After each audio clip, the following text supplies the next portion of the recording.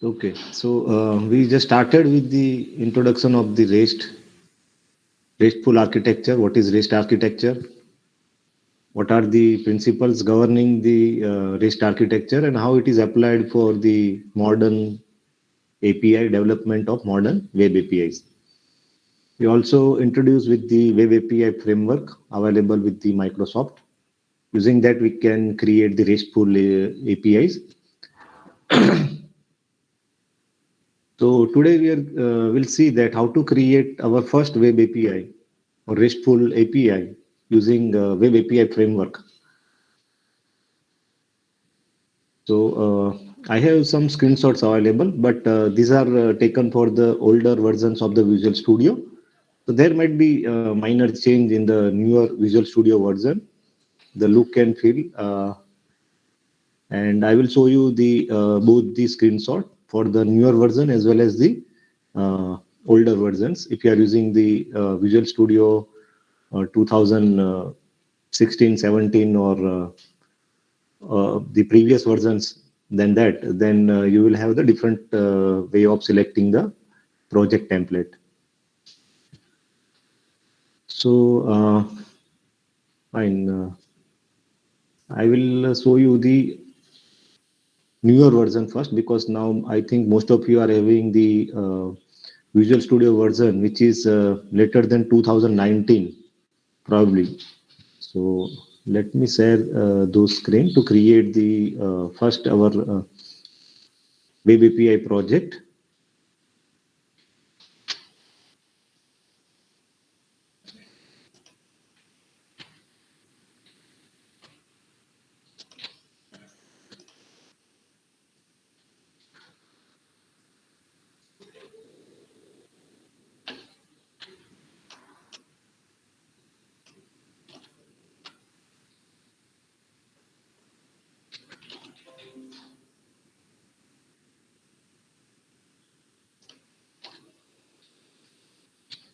So you can see that when we create a new project in the newer version of the Visual Studio, maybe 2019 or later, you need to select this project template called ASP.NET Web Application. And remember that it is a .NET framework, not the .NET Core, because now it is possible to develop this web API into the newer .NET Core version, right? So right now we are not covering the .NET Core version. Once again, we are using the .NET Framework version. So there are some minor changes from the .NET Framework and .NET Core Web API. So we'll start with the simplest one. We'll go with the .NET Framework. So you can, as you can see in this project template, I have currently selected the ASP.NET Web Application, and it is .NET Framework. So using this template, you can create the MVC, your web application, web form, or even the web API applications. I think, is it readable to all of you? For the new project template? Okay, fine. Thank you.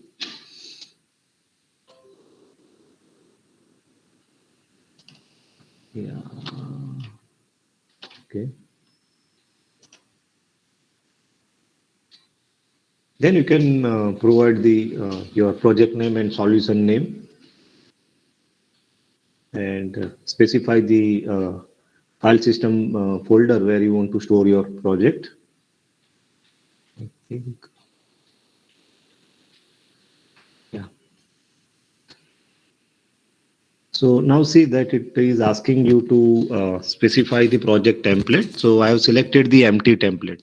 So because we want to write down this application from the scratch, otherwise there are options wherein it will scaffold with some default configuration and default files for you. So right now we don't want to see that. We'll go with the empty template. So you can see in this figure that I have selected the empty template, and there are on the right hand side there are options for selecting for additional template for web form or MVC or web API. So right now I have selected web API. And there are some advanced options for selecting or communicating using HTTPS protocol, or there is a Docker support within your project.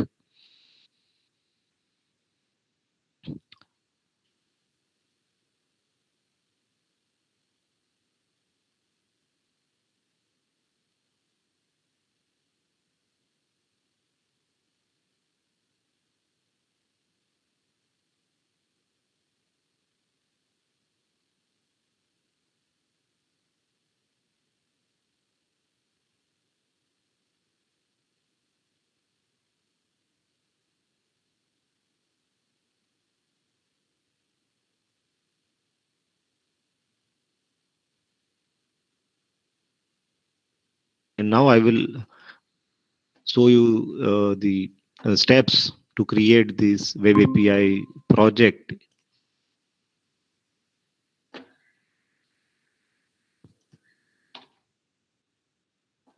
So,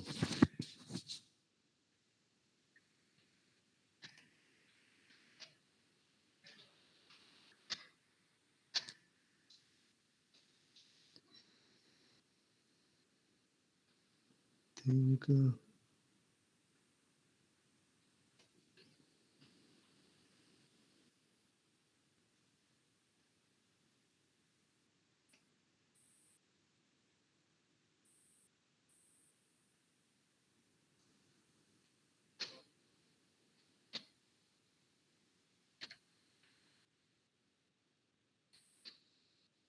so these are the screenshots for the older versions, wherein you create a new project.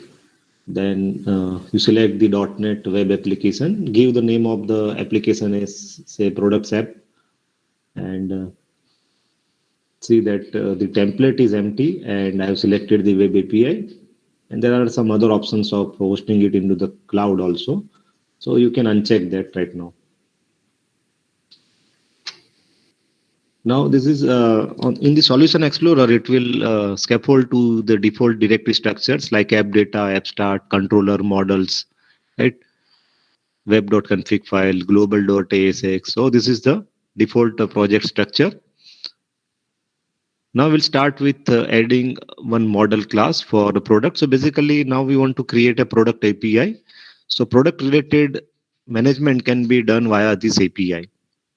And this API can be exposed to the outside world. That means the other client can access our API for managing this product information. Usually the client can retrieve the product information, they can view the product information, they can search the product by ID, name, category, and so forth. So this is the purpose of creating this API, which is RESTful API, which is work on the HTTP protocol. Now, in addition to that, right now we will also provide the option of adding new products, updating the product information, and so forth. So initially we'll have only the API for getting the information of the product, but later on we'll add more information or management of the product, like CRUD operations will be supported in future. So for today only, we will have only say one or two operation for getting the product information. If I want to list down all the products, then we'll have one API, one endpoint. And if I want to search the product by its ID, then there will be another endpoint. So using two endpoint, we can do two different tasks. One of searching all the products or getting the list of all the products, and second endpoint will be used to uh, search the product given the ID of the product. So is it clear what is what we are going to develop? So for that we are creating this product model class, and let us see that. So we create a product class, and these are the property of the product: ID, name, category, and price. So you already know this, so I will not explain it further, but this is the simple few properties of the product, and you can add as many as you want. So this is our public class product, and within the models folder, we are creating this model class product with 4 properties. You can work with few properties only. So suppose if you want to further quicken this process, you can have only two fields, ID and name, for first time, and then later on you can add as many properties as you want.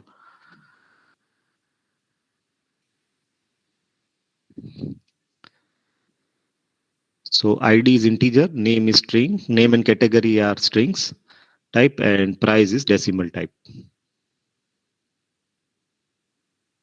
Then we'll add the controller. So in the controller folder, we'll add a new controller class.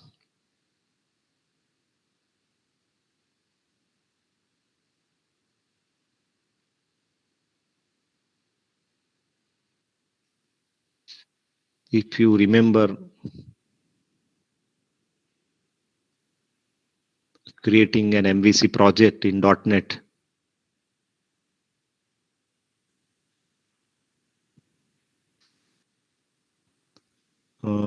this is what our custom controller, but what is the base class from which you are deriving any controller class?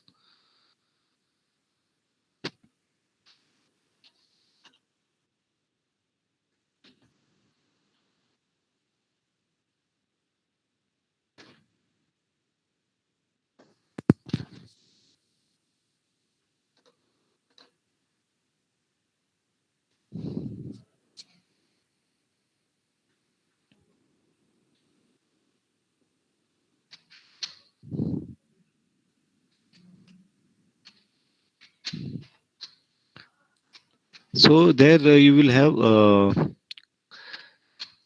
correct. It is base class is also called as the controller, but the assembly is different. System dot web dot mvc dot controller. Okay, there it is different. It is system dot web dot mvc dot controller, and here we have the different base class for the web API controller. So it is slightly different from the MVC controller. We'll see that as and when required, we'll see the differences. So for that, again, you can have some default template for creating controller class. So right now we are selecting the empty controller class, and this web API started with the version 1 and currently it is version 2. So select the web API 2 controller class which is empty. Otherwise, you can also create this controller along with entity framework classes or with the action methods provided with the MVC also. So, but we'll go with the empty template, and we give the name of the controller class as products controller. So usually see that whenever we are creating controller, we give the this plural form because this will return all the products. So it is managing all the products. So that's why the controller class name is products controller. And usually by convention, we add the suffix controller for all the controller name that we already know, right? So maybe is it readable? I think the font size are slightly smaller.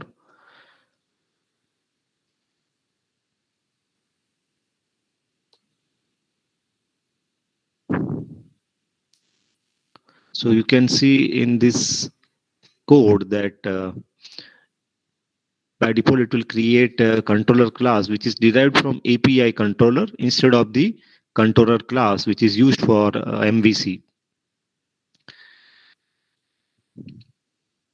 For all the web API controllers are derived from API controller class. So I think I should be able to hear.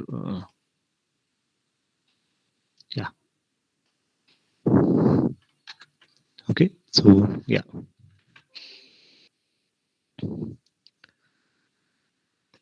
And here we are creating a static product list. So right now we are not creating a connection to the database.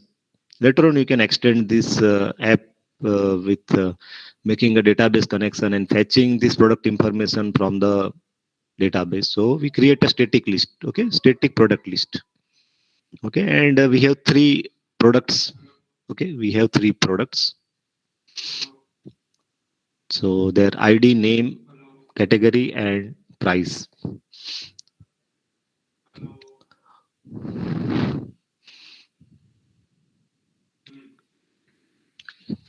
Or here you can also have that is it is fixed. Okay, we are not fetching this information from the database, but otherwise you can have the say constructor, and then you can make a database connection and fetch this data while the controller instance gets created.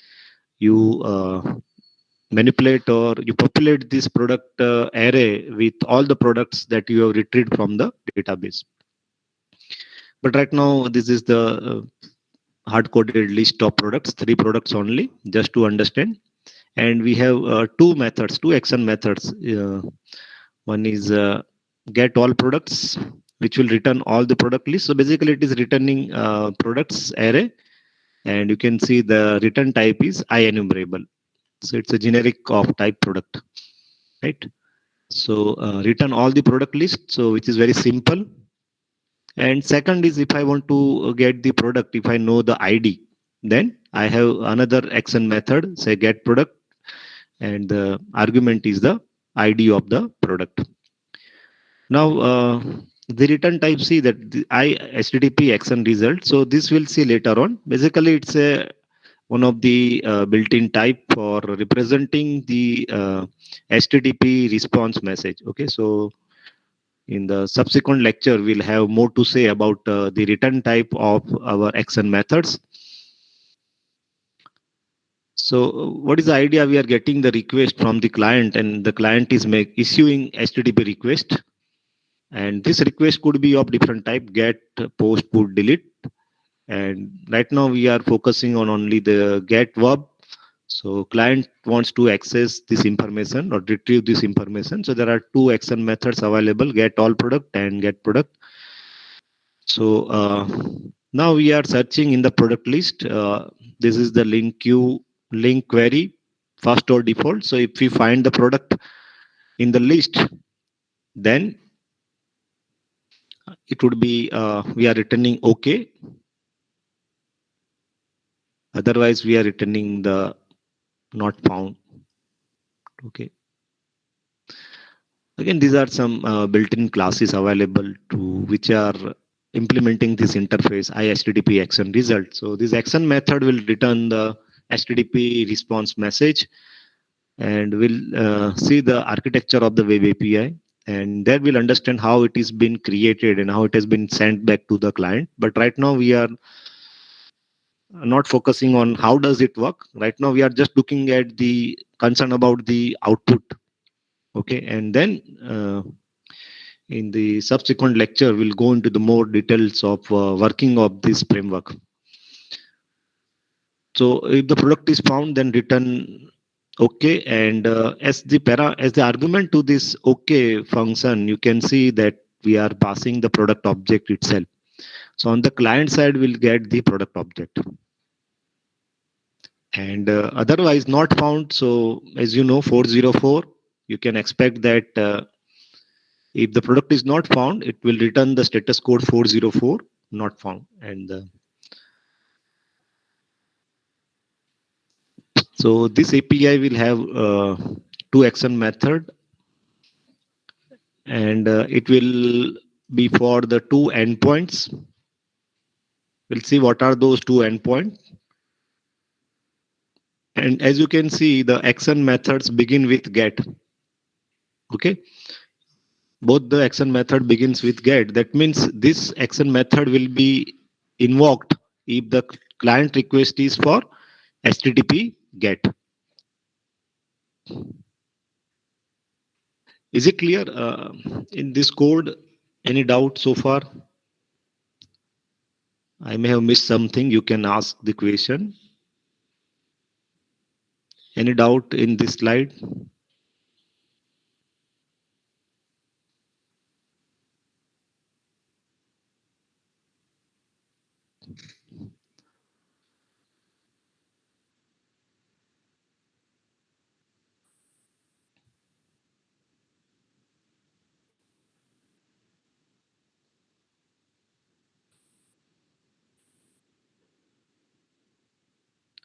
So product list and two methods: get all product and get product with the given ID.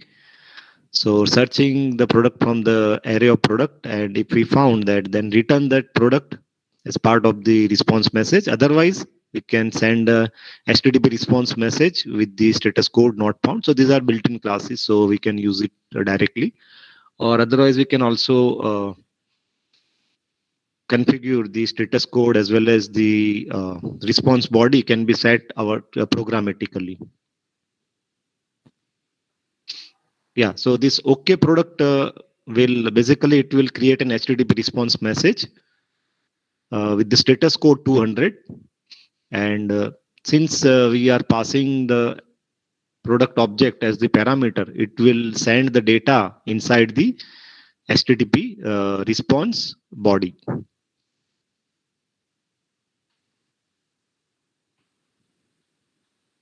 Otherwise, we have to manually set the status code, and we have to create the HTTP response message ourselves. But these are we can directly use these built-in classes. Basically, these are some methods available which we can directly use.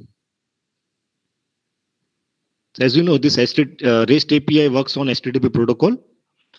So any client, so normally we can use the browser or any client which can use the HTTP protocol for communication can be used over here.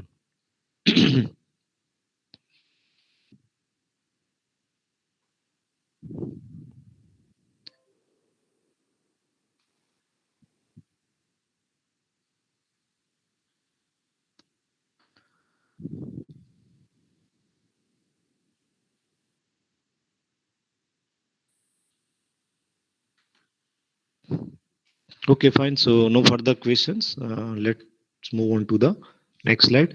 So see that we have two methods, two controller methods, get all products and get product. And also remember that the method name begins with get. That means this will work for any client request which are HTTP GET requests. So this method will not be invoked if the requests are HTTP post, HTTP put, or HTTP delete, or any other request are there. Then this action method will not be invoked. This method will be invoked only if the request is HTTP GET.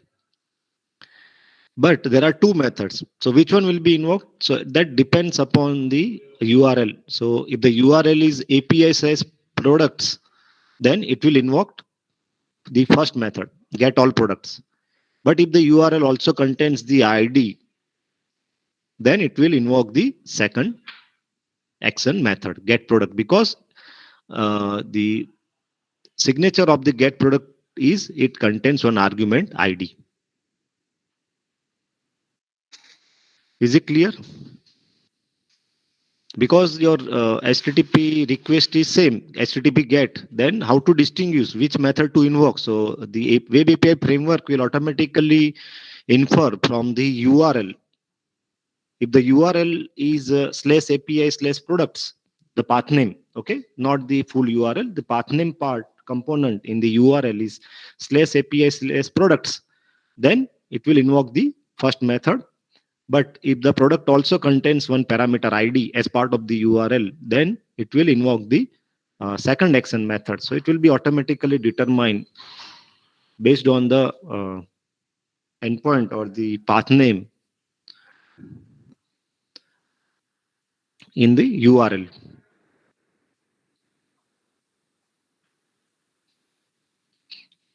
And if you want to provide or if you want to handle the HTTP post request, HTTP put request, or HTTP delete, then we need to provide additional action methods whose name begins with post, put, delete, and so forth. Right now, this method name, action method name, begins with get.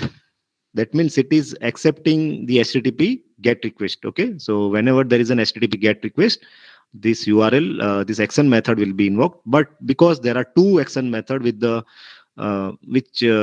whose name starts with get, then it will be distinguished based on the URL contains the parameter ID or not. So this parameter ID is optional. So if we provide the ID, then it will invoke the second method. If you do not provide that ID, then it will invoke the first method. Anyway, it will become clear when we run this API and our project and then invoke it from the browser. So our API is ready. We can build the solution. And when we run it in the browser, we'll see that in the browser, you need to type in this URL. So when you run it, it will not append this path /API/products. You have to manually insert this path name as part of the URL. Okay, so here you can see that, right?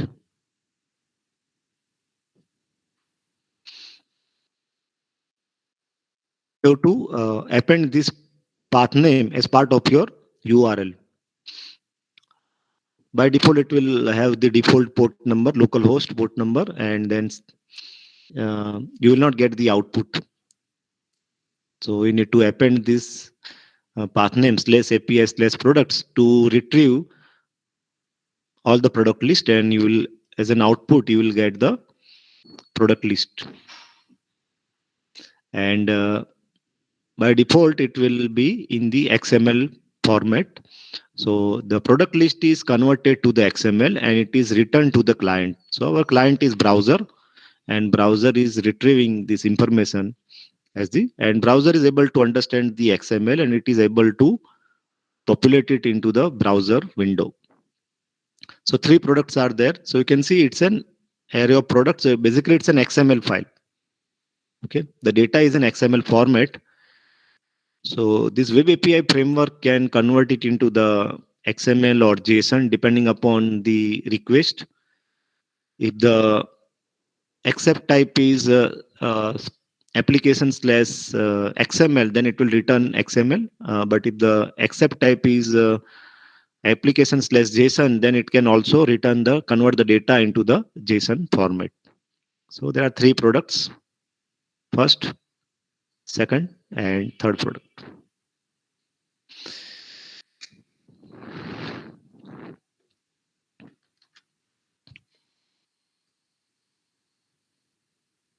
Okay, Dhruv is asking like post product. Yes, correct. So suppose I want to handle the HTTP post request, then I should create an action method whose names begins with post, like post product. Correct. Put product, delete product, and so forth.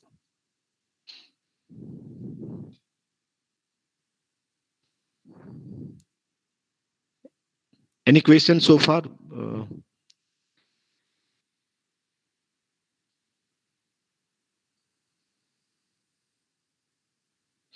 So you can see that how quickly it is to develop REST API in web API framework, and then how easy it is to write down API. You can quickly create your API and you can test it. So this is how in the browser we can test it, or you can use some other tools for testing your API like Postman tool or some other plugins or browser plugins, or even you can use the browser's built-in developer tools which is available for both the Chrome and Firefox browsers.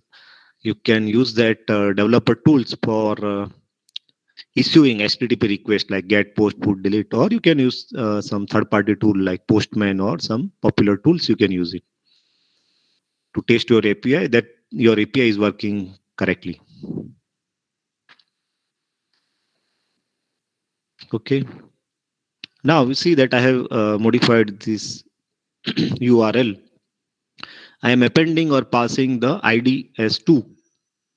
So now it will return me only the product with the ID 2.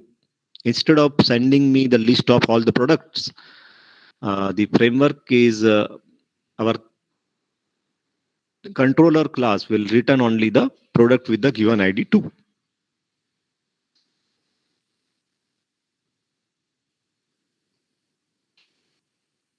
If I change it to 3, then you can see that I will get the product with the ID 3. Instead of the second product, I will get only the product with the ID 3. Its ID, name, category, and price. Once again, by default, it is in XML format because browser will, by default, it will ask for the XML data. Okay.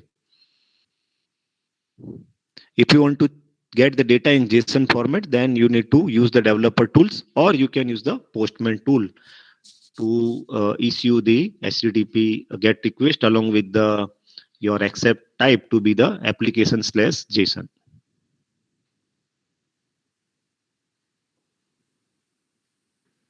And suppose if I search for the product for which the ID doesn't exist, you will see that you will not get the response.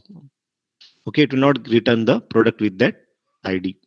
So there you need to inspect and exactly check what is the status code.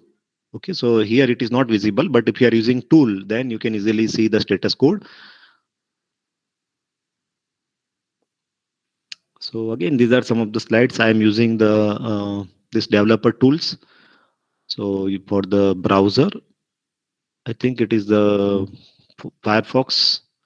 So you can select the developer tools and select the network option, and there you will see the return value. You can double click this and it will have the window.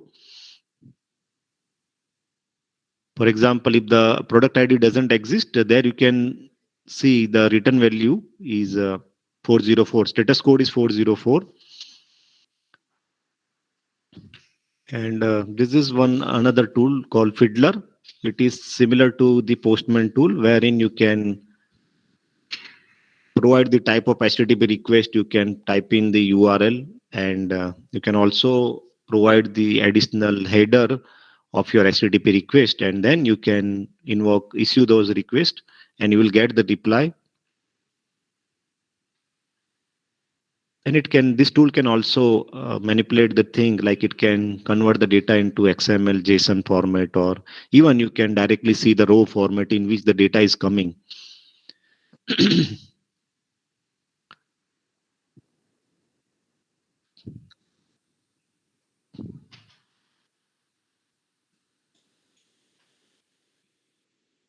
So see that here, this is the data in JSON format or the product list in JSON format. There is also another tab like raw format, wherein the actual response, you can see what is the header of the HTTP response, what are the status code, additional key value pairs for the header, and then the actual body, which contains the product list, which is nothing but array of products in the JSON format. I think it is in JSON format.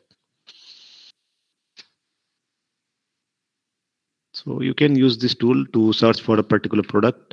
You can also get this data and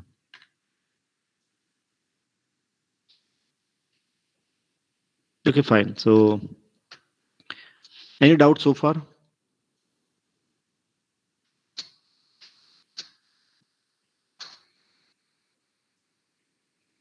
So our API is ready. Now you can develop client.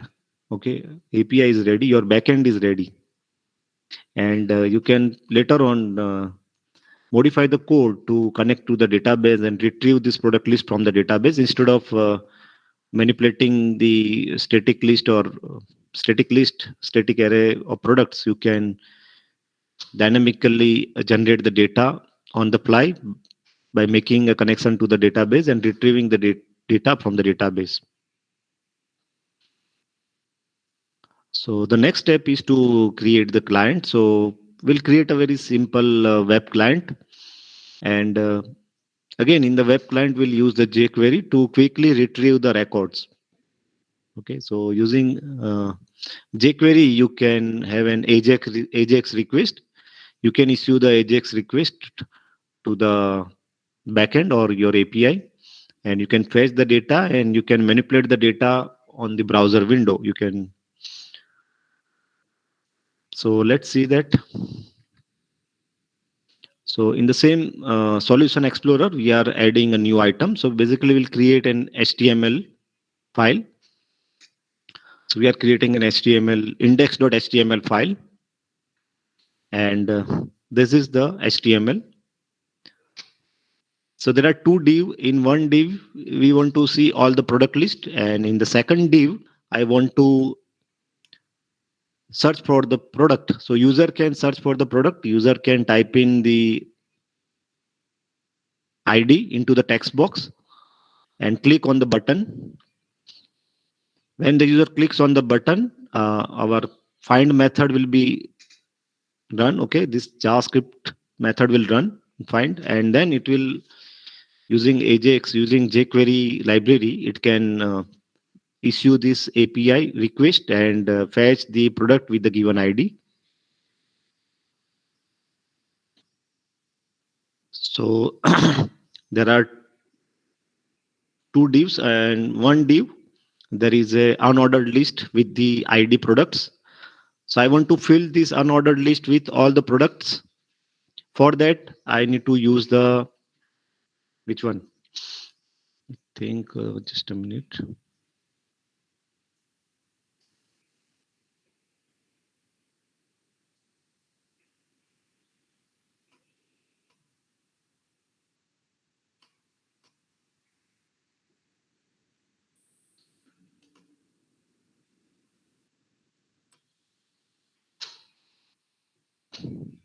Okay.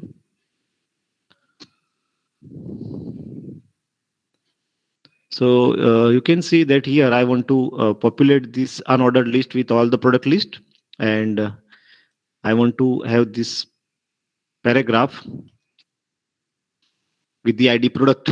I want to populate this paragraph text with the product information like its product ID, name, category, price, right?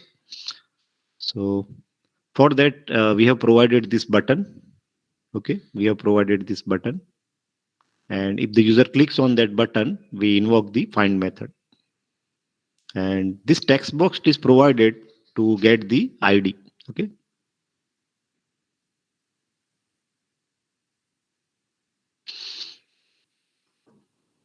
So this is the code, this is the script. You can see that right now we are using this jQuery. We are using the jQuery CDN to fetch the, or you can use any of the available CDN, or you can download the jQuery file locally, and then you can refer that local jQuery JavaScript file.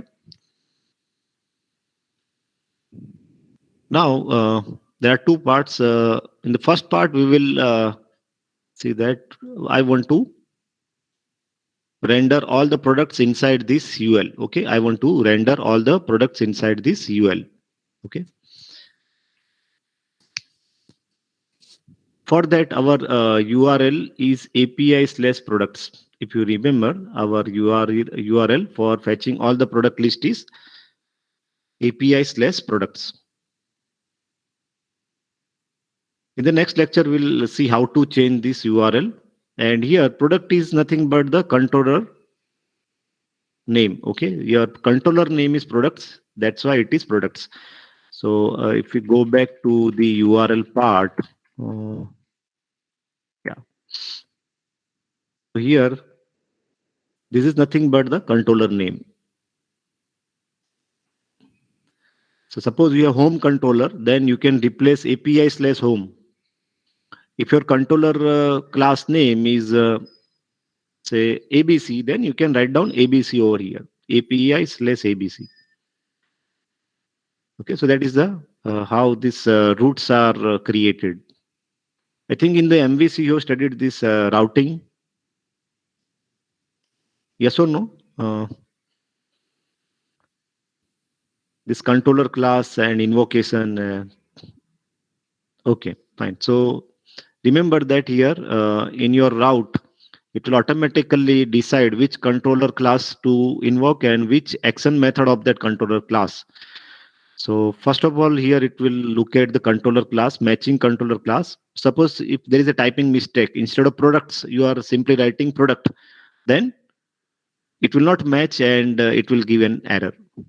Okay, so here this should match with the controller class name. And once it matches with the controller class name, then it will look for the action method. So that action method will be depending upon the type of HTTP request. If your type of HTTP request is GET, then it will look for the action method whose name begin with GET.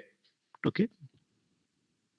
But right now there is a conflict because there are two methods, two action method whose name starts with GET. Then it will look for additional parameter, because now if there is an additional parameter, because this action method has the argument ID. Okay. This action method has the argument ID. So that's why you will see that if there is an ID as part of the URL, then second method will match. Otherwise, first method will match, because for the first method, there are no arguments. Okay. So this action method is without any argument, while this action method takes one argument called ID, right?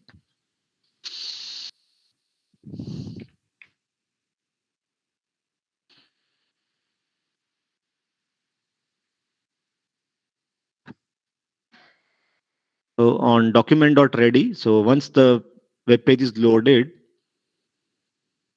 we can invoke this, use this method $.getJSON. So this getJSON means it will issue the HTTP GET request, and it will also set the accept type to be application/JSON. So it is asking for JSON data. It is asking for JSON data, and the URL is our API/products. And once it is successful, you can have the done method will be executed. If it is not successful, there is a fail method will be executed. And our callback function is this containing the data. So this data is nothing but that is written from the API or our backend. So which will contain all the products. Okay, array of products. So if you have array of products, what we need to do? We need to get these individual products. So we have this $each for loop kind of thing, $each, $.each. For every element of the array, we execute this callback function. Okay. So with the key and item, so what is the key? Your ID. Okay. So we manipulate this, we create this li, and there is a function which is given the item, that is the product. We want to get the name and concatenate the name and price. So basically it is converting or creating a string for that particular product. Okay. So it's a JSON object. Okay. You can see that it's a product object. So we get that product object, and we get only name and price. Okay. We get the only name and price. So we create this object having the value name and price for that product, and we append it to the products. And can you recall what is has products?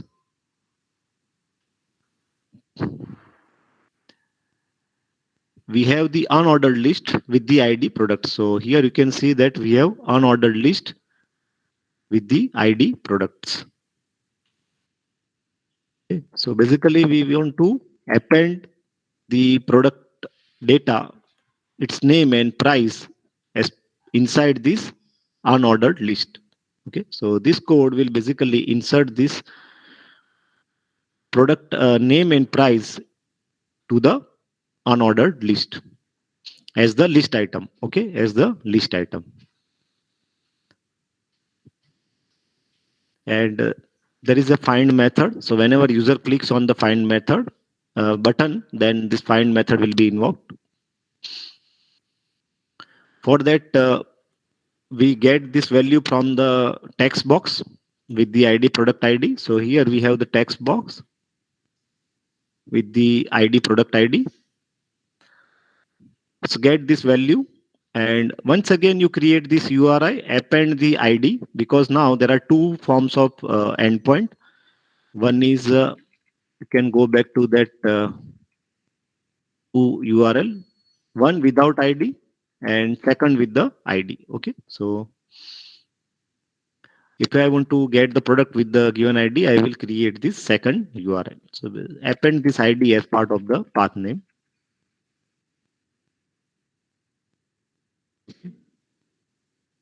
And if it is successful, Then as part of that paragraph text, you said that name and price of the product. Otherwise, set an error value. Whatever error value we are getting, set as the text value of that paragraph. So this index.html file, our JavaScript will, first of all, whenever it will run, it will populate this unordered list with all the product list. And secondly, if the user clicks on that button, before it will enter the ID into the text box. And then when the user clicks on the button, it will retrieve the product with the given ID if it is found. Otherwise, error message will be shown as part of the paragraph text.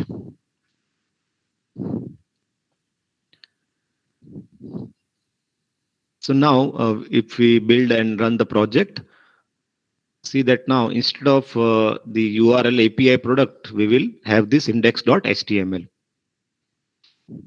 And you can see that for the unordered list, it will list down all the products. Okay, it will append all the products, their name and price only.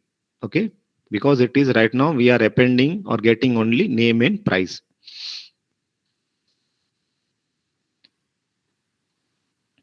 And for the second one, here we need to type in the ID and click on the search. So suppose if I type in value 2 and click on the search button, then I get the product with the ID 2. Okay, so this will be listed over here. So see that here the URL, it is index.html. Right now see that now we have the front end.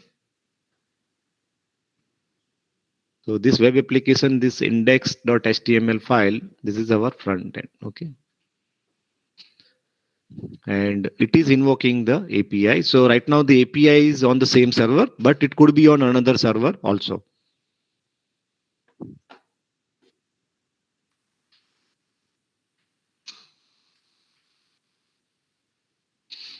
Okay, there is a question UL.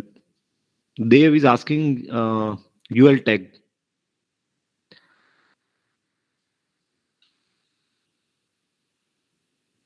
Right. So here basically we are fetching all this list and appending it to the product list using the $each. This is the utility function available in the jQuery. So you can see that we are getting this list into the unordered list. Okay, as the list item. Okay.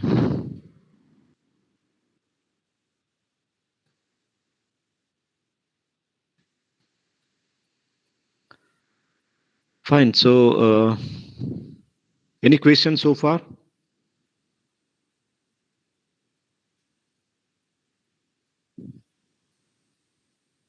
So see that you can develop the front end like React front end and Angular. Then from that you can invoke this API.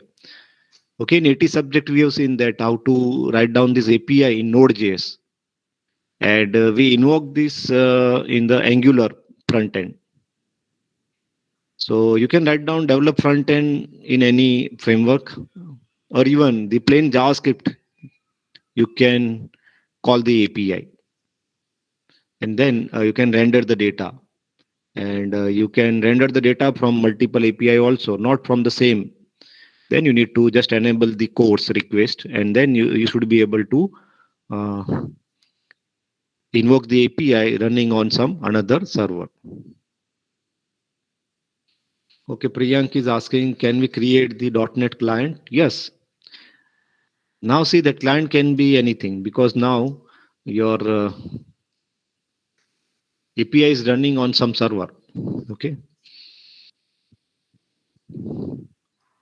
So currently when you build and run, it will automatically host it into the IIS Express Edition, okay, IIS server. And then we are able to invoke the API or consume the API from any client. So see that right now we have the browser. So just you can replace the local host with the IP address on which your server is running, and then you can invoke the service. So right now I'm both my client and server are on the same machine, but otherwise if you have the client running on another machine, then you can replace this localhost with the IP address of the server. And if you host it on the cloud, then you have to also provide the IP address of the server. Because nowadays this many cloud provider like Azure, AWS, Google, they provide some free service, and I think students are also getting uh, free credits so that you can host it onto the cloud, and then you can taste it from anywhere. So they usually give the public IP address, and then you can host it there, and you can run it from anywhere. Okay. So if time permits, we'll see that how to host it onto the cloud, and then you can consume it from your any other client.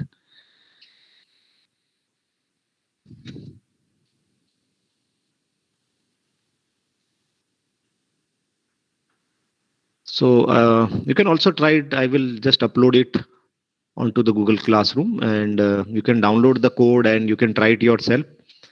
I highly recommend that you try it yourself, and so that we know that there is no issue in running the web API and consuming it, so that you can in the next lecture we can sort out any issue if you find any difficulty in selecting the project type or some error while running this web API project. Then we'll sort it out in the next lecture. So I will suggest you to run this entire code on your machine and check that it is working. Otherwise, some default template is also there wherein it will automatically create or generate the code for the action method, controller method. For this example, I have started with the empty template, but if you select some default action method, then it will also scaffold some default controller class and some action methods which you can directly use it. I think there is a value controller class will be created that you can use directly. But I will recommend that you type in this code yourself so that you will know that if something goes wrong, how to sort it out. Instead of directly getting this available project, you can type in some code, and it will take 15-20 minutes to write down this code, the basic code.